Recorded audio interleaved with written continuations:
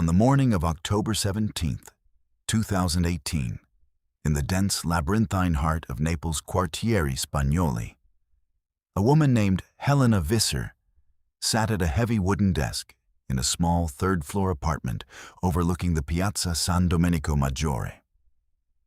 The air, thick with the scent of damp stone, espresso, and diesel fumes, drifted through the open window. But she remained oblivious to it, her focus absolute.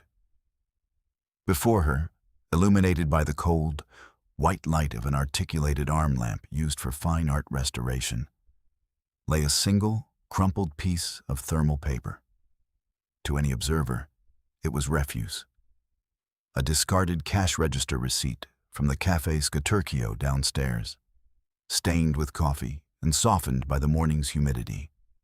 To Helena, however, it was the culmination of 7 months of unwavering discipline, a potential key to a lock no one else had been able to pick. She was not, in fact, Helena Visser, a Dutch art historian ostensibly in Naples to study the tenebrism of Caravaggio's followers. She was Ilara, an operative of a clandestine unit within Mossad. And her true art was not the restoration of 17th-century paintings, but the patient, methodical deconstruction of modern terror networks. The receipt, so fragile it threatened to disintegrate under the slightest pressure, was her canvas and the delicate instruments she now selected, a pair of non-magnetic titanium tweezers, a fine mist atomizer filled with a proprietary chemical solution, and a digital microscope, were her brushes. The operation, codenamed Seraph, had reached its critical inflection point, hinging entirely on the ghost of an imprint left on a worthless scrap of paper. The problem that necessitated Ilara's presence in Naples was a strategic malignancy that had proven resistant to conventional intelligence methodologies. For nearly 3 years, Israeli and allied European agencies had been aware of a sophisticated Hamas financial and logistical hub, operating with near-total impunity out of southern Italy. This network, unlike the more visible cells in northern Europe, was a model of disciplined discretion. It did not engage in loud rhetoric or public recruitment.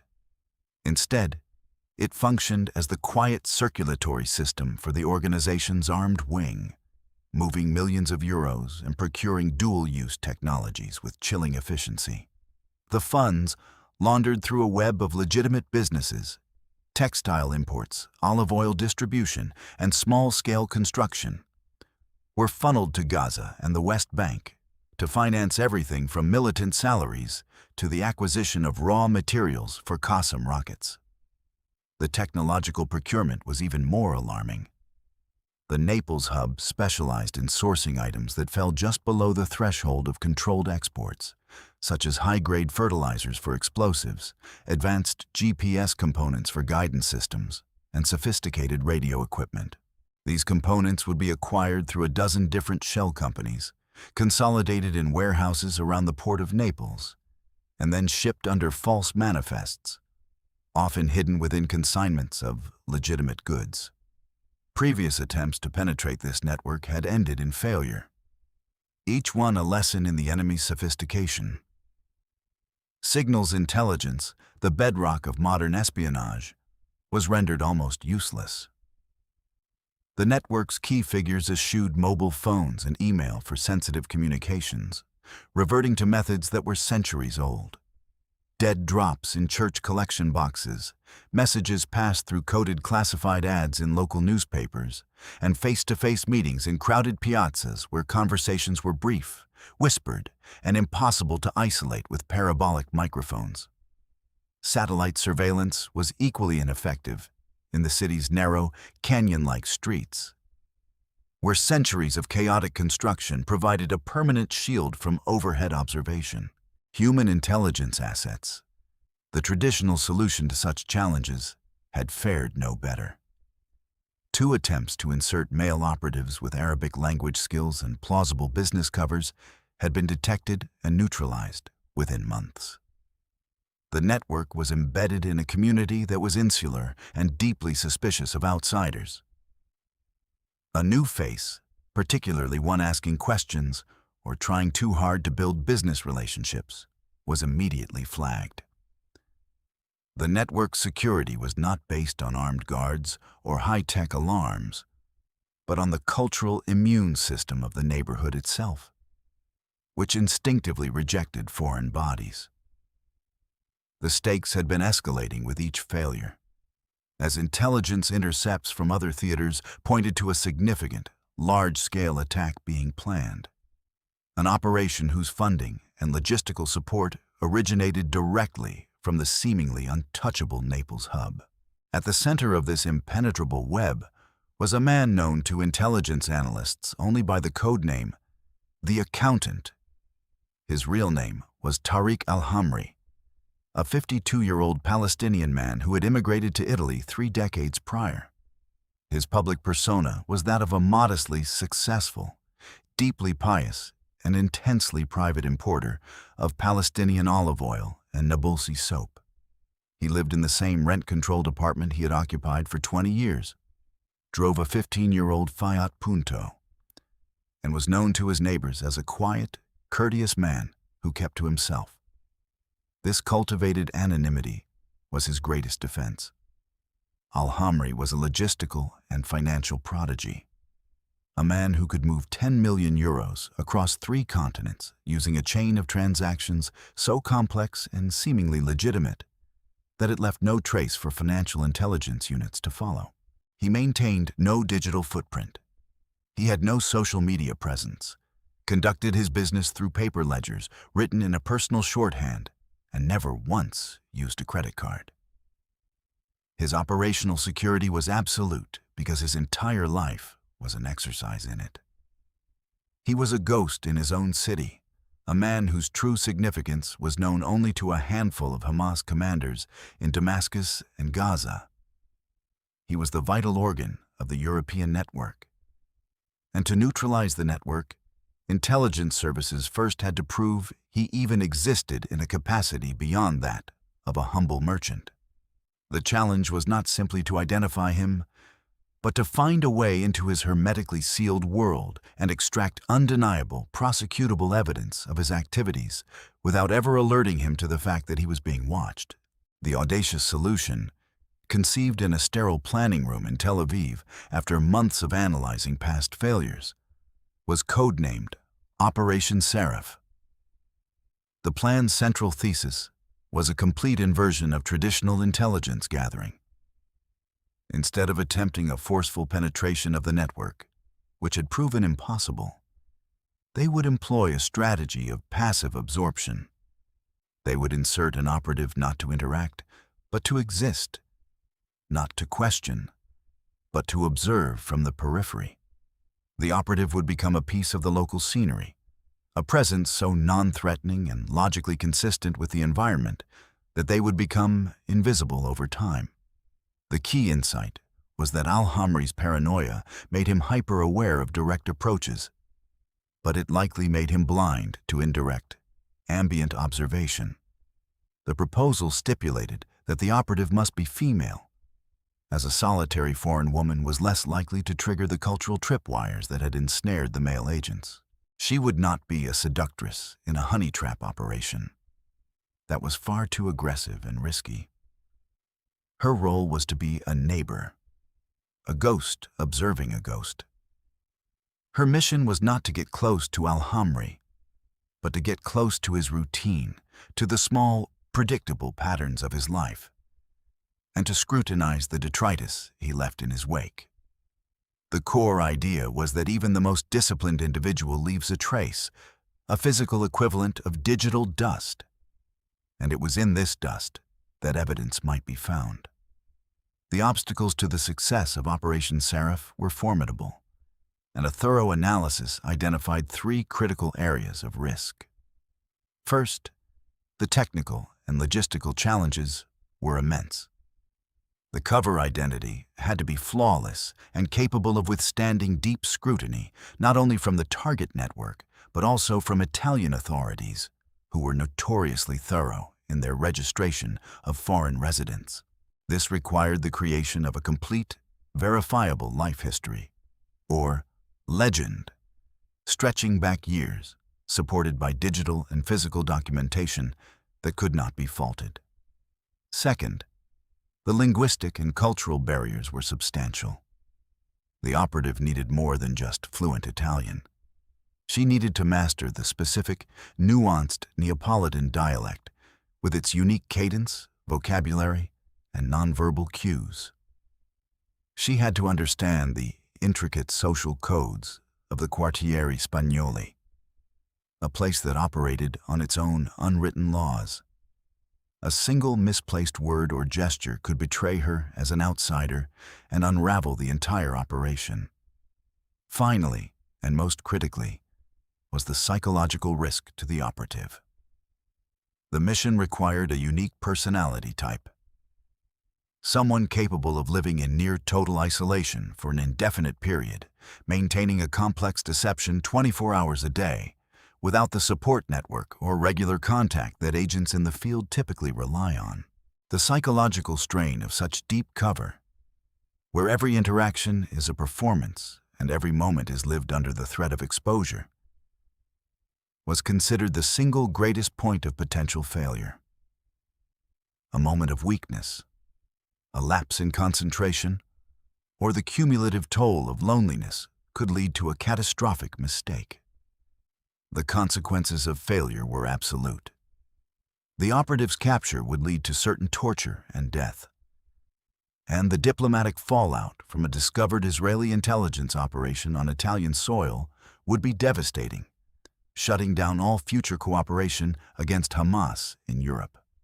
The technological and tactical preparations for Operation Seraph were a testament to the meticulous, almost obsessive detail that defined the mission. The operation was predicated on the collection of physical micro-traces, and the tools developed were highly specialized. The central focus was on recovering discarded paper items, specifically thermal receipts, which intelligence analysts believed Al-Hamri might use for jotting down temporary notes due to their ephemeral nature. The ink on thermal paper fades rapidly when exposed to heat and light, making it a form of self-destroying stationery. Mossad's technical division, known as Neviot, developed a two-stage chemical process to restore these faded imprints. The first stage involved a fine mist atomizer that sprayed a chemical fixative, a volatile polymer solution that bonded with the remaining dye precursors in the paper without causing the fragile material to dissolve. The second stage was the application of a reactant vapor that would trigger a color change in the fixed precursors, momentarily rendering the original text and any handwritten notes visible under a specific wavelength of ultraviolet light for a period of about 90 seconds, just long enough to be photographed by a high-resolution microscopic camera. This entire kit, including the chemicals, atomizer, UV emitter, and camera, was miniaturized to fit within a hollowed-out block of artist soapstone, a plausible item for an art restorer to possess. Alara's personal equipment was equally sophisticated, designed for passive surveillance and secure communication. Several buttons on her coat and handbag were replaced with micro cameras featuring wide-angle lenses and low-light capabilities. These cameras were not for actively filming the target, which was deemed too risky, but for a practice called environmental recording. She would activate them while walking through the piazza or sitting at a cafe, capturing hours of ambient footage of the area around Al-Hamri, which could later be analyzed for recurring faces, vehicle license plates, or other patterns of activity. Her audio surveillance tool was a small, powerful recorder disguised as a vintage fountain pen. Its key feature was a directional microphone, coupled with a proprietary noise filtering algorithm. This software could isolate human speech within a 3-meter radius and significantly reduce the cacophony of Naples' street life. The scooters, the shouting vendors, the church bells, allowing analysts to occasionally capture snippets of conversation from nearby tables. For communication, her lifeline to her handlers. She had a device embedded within the handle of a hog bristle paintbrush. It was a burst transmission unit that could send encrypted text and image packages in less than a second. To transmit, she would dip the brush in a specific metallic-based pigment, part of her art supplies, and touch it to two small, nearly invisible contacts on her easel, completing a circuit and initiating the broadcast. The signal was sent on a frequency hopping pattern across a broad spectrum, making it virtually impossible to intercept or trace. The operative chosen for this demanding role was a 31-year-old woman known within the organization as Ilara. Her recruitment profile was unconventional. She was not from a military or intelligence background, but had been flagged by a katsa, or recruiting officer, while studying art history at the Hebrew University of Jerusalem. Her selection was rooted in a deep psychological and motivational analysis. Ilara's parents, both civilian doctors, had been killed in a Hamas-perpetrated bus bombing on Jaffa Road when she was 19. This profound personal trauma did not manifest as overt anger or desire for violent retribution, but as a cold, focused, and intensely patient determination. She possessed an eidetic memory, a rare cognitive ability that allowed her to recall images and details with perfect clarity, a skill invaluable for memorizing faces, layouts, and routines without taking notes. She was also introverted and self-sufficient, comfortable with long periods of solitude.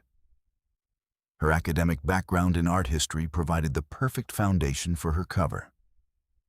She was psychologically profiled as having an exceptionally high resilience to stress and a near-total lack of ego, making her capable of subsuming her own identity into a manufactured persona for an extended duration.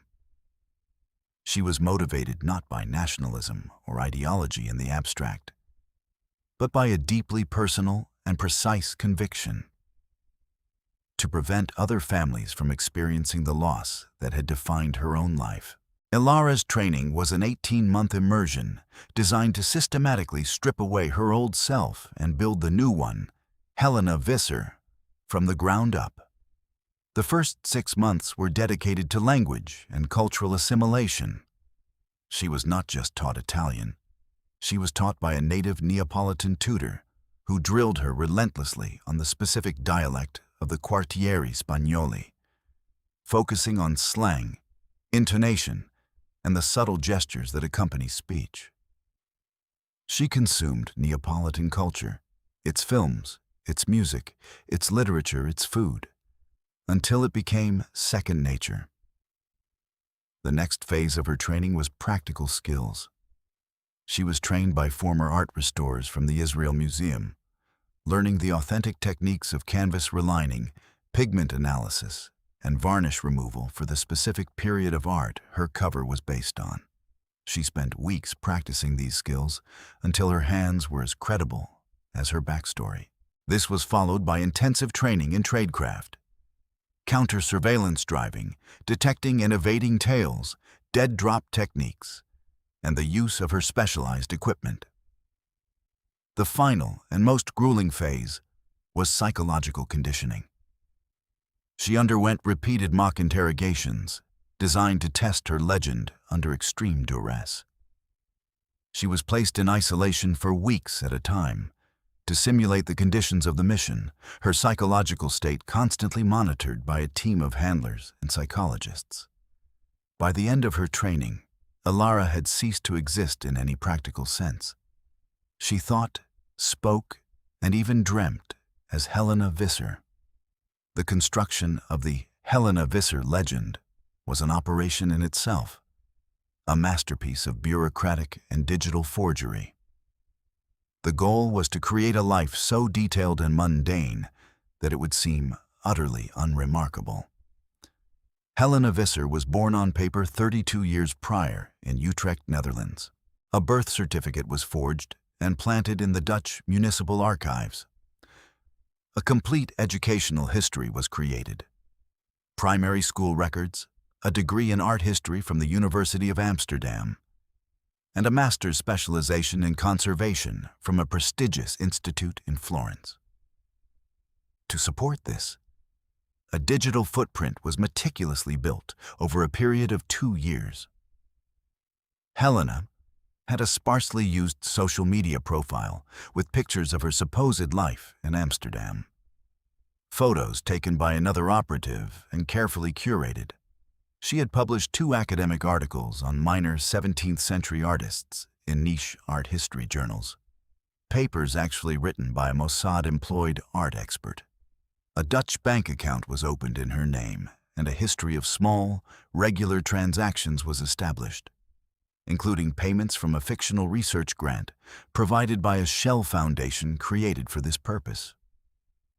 Even her medical history was fabricated, with records planted in a Dutch clinic's database. The final piece of the puzzle was the selection of her apartment in Naples. A support team on the ground, posing as real estate agents, spent months searching for the perfect location. The one they chose offered a direct, but not obvious line of sight to the outdoor seating area of Café Scaturcio, the Café Alhamri frequented. It was on a busy piazza, providing enough ambient activity to mask her own observations, and it was in a building primarily occupied by elderly Neapolitans who were less likely to be overly curious about a quiet foreign neighbor. The props placed within the apartment were equally important. Stacks of academic books, genuine art restoration supplies ordered from suppliers across Europe, half-finished canvases, and to complete the image of a solitary but harmless woman, a stray cat she adopted from a local shelter shortly after arriving. An addition her handlers approved as it added a layer of emotional noise that made her seem more human and less like a sterile operative. Helena Visser arrived in Naples on a drizzly Tuesday in March, carrying 2 large suitcases and a portfolio case. Her insertion was deliberately uneventful. A support team had already rented and furnished the apartment, so she simply collected the keys from a lockbox and moved in. For the first 6 months, her operational instructions were explicit. Do nothing. She was forbidden from approaching the target area, from taking any photographs, or from making any contact with her handlers beyond a single weekly proof of life signal. This period, known as the soak phase, was designed to allow her to naturally integrate into the neighborhood's ecosystem. Her mission during this time was to live her cover with absolute fidelity. She established a rigid and visible routine. Every morning, she would walk to the local market to buy fresh bread and produce, exchanging pleasantries in her carefully practiced Neapolitan dialect with the vendors. 3 days a week, she would spend hours at the Capodimonte Museum or the Pio Monte della Misericordia Church, sketching the works of Caravaggio and his followers in a charcoal notepad. She set up her easel by her apartment window, ensuring that anyone looking up from the piazza would see the silhouette of an artist at work. She adopted the local customs, learning which baker had the best sfogliatelle and which salumeria sold the freshest mozzarella. She never looked directly at Café Scaturcio or paid any mind to its patrons. She became Helena, the quiet Dutch painter, a fixture as unremarkable and constant as the Vespas that buzzed through the piazza. She was a background detail, and in that anonymity lay her strength. After the initial 6 months, Ilara received a coded signal to begin the active observation phase. Her routine remained unchanged, but her focus sharpened. Her primary target was Tariq Alhamri's weekly visit to the Café Scaturcio. Through painstaking peripheral observation, glances caught in the reflection of a shop window, footage from the micro camera on her handbag as she walked past, she confirmed the intelligence. Every Tuesday morning, between 10 and 10:15 a.m., Alhamri would arrive. He always sat at the same small 2-person table at the edge of the outdoor seating area. He ordered a single espresso, paid in cash, never spoke to the staff. and typically stayed for no more than 10 minutes. He would read a newspaper, but his eyes were constantly scanning. Occasionally, another man would join him, but their interactions were a pantomime of brevity. A nod, a few whispered words, and the other man would be gone. No packages were ever exchanged. For weeks, Alara simply observed this ritual, mapping the intricate ballet of the piazza around that 10-minute window. She learned the exact time the street sweeper made his pass, the delivery schedule for the surrounding shops, and the trash disposal routine of the cafe. She noted that Al-Hamri always crumpled his receipt and left it on the table or in the ashtray. The cafe waiters, busy with other customers, would typically clear the table several minutes after he departed. This created a small, consistent window of opportunity. The tension for Alara was not in the prospect of action, but in the prolonged, nerve-shredding stillness of waiting for the perfect moment. A convergence of circumstances that would allow her to retrieve the receipt without breaking the placid surface of her meticulously constructed life. The moment came, on the 10th Tuesday of her active phase, October 17th. The day was overcast, with a restless wind sweeping through the piazza, rattling shop signs and scattering loose napkins. Alara had just completed her morning shopping and was walking back toward her apartment building, her route taking her along the edge of the cafe's seating area. As she approached, she saw Al-Hamri rise from his table. He placed a few coins down, crumpled his receipt, and dropped it into the metal ashtray. He turned and walked away, disappearing into the crowd. Alara continued her steady pace, her heart hammering against her ribs, but her expression impassive. As she drew level with the table, a sudden gust of wind, stronger than the others, lifted the small, lightweight receipt from the ashtray. It fluttered in the air for a moment before landing directly over a small iron drainage grate at the edge of the sidewalk. This was the contingency she had planned for. Without breaking stride, she shifted the cloth grocery bag in her arms. Her fingers nudged a small, perfectly ripe orange near the top of the bag. As she passed the grate, she stumbled slightly, a barely perceptible misstep, and the bag tilted. 3 oranges tumbled out, rolling across the cobblestones. She muttered an apology to no one in particular, a common Neapolitan expression of mild frustration. As she bent down to retrieve the fruit, her body shielded her actions from the cafe patrons. Her right hand gathered the oranges, while her left, holding her keys, reached for the grate. Attached to her keyring, disguised as a small decorative fob, was a thin, retractable metal wand with a tacky, non-setting adhesive on its tip. She extended it, pressed it lightly against the receipt, and retracted it. The paper, now stuck to the tip, vanished into her palm as she closed her fist around her keys. She stood up, placed the oranges back in her bag, and continued on her way. The entire sequence, from the stumble to her walking away, had lasted less than 7 seconds. No one had noticed. Helena Visser, the clumsy artist, had simply dropped her groceries. There was no dramatic exfiltration or high-speed escape. Alara's escape was the silent, anonymous ascent of 3 flights of stairs to her apartment. Once inside, she locked the door, drew the heavy curtains, and allowed herself a single, deep, steadying breath. The tension of the past months had coalesced into that 7-second action, and now it receded. Replaced by the cold focus of the next phase, she moved to her work table and began the delicate process of analysis. She placed the crumpled receipt under the microscope. It was damp and fragile. Following her training, she first used a directed stream of cool, dry air to slowly evaporate the moisture. Then, she meticulously uncrumpled it with the titanium tweezers. The printed text was faded, but legible. 1 espresso, €1.20. It was the back of the receipt that held her attention.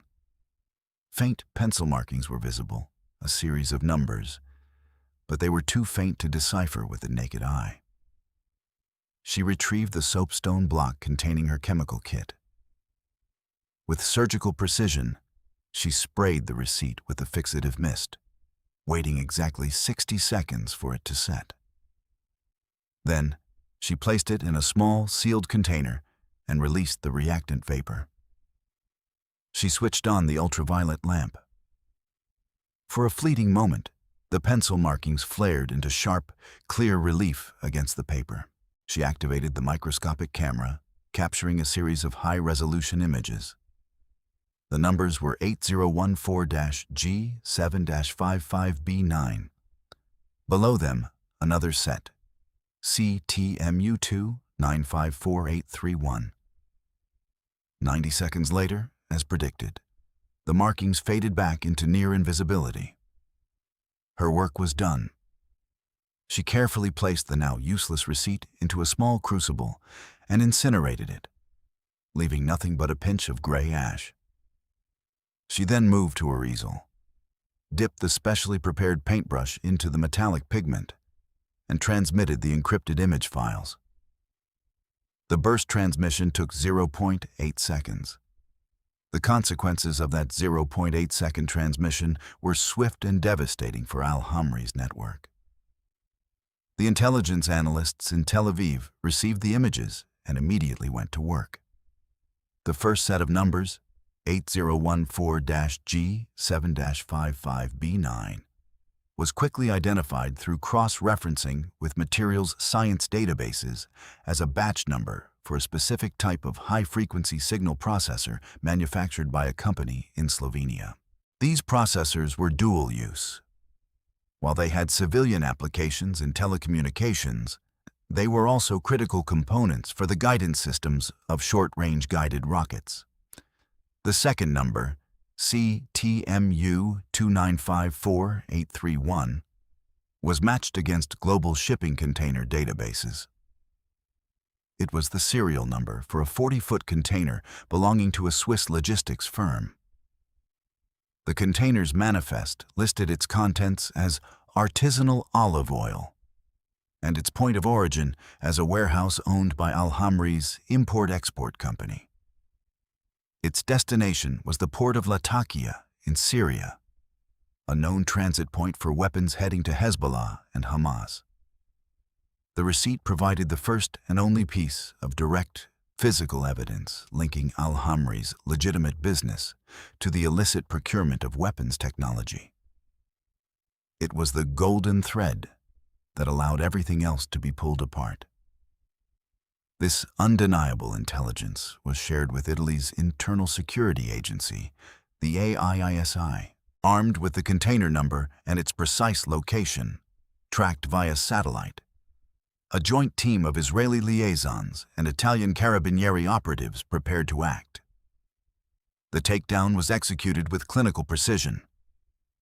As the container ship, the MSC Fabiola, docked at the port of Genoa for a scheduled stop, it was boarded by a special operations unit of the Guardia di Finanza.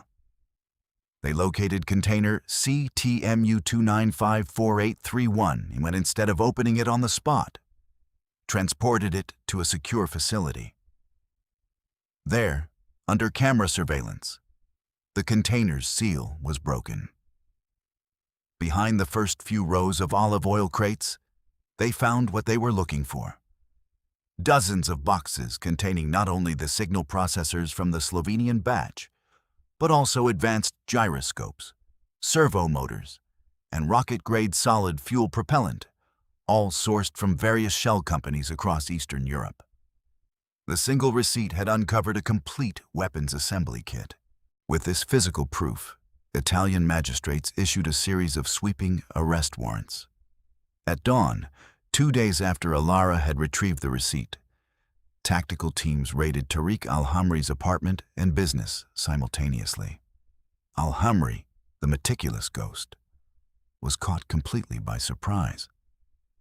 In his office, hidden behind a false wall, they found his paper ledgers, written in his unique shorthand, which cryptographers later deciphered.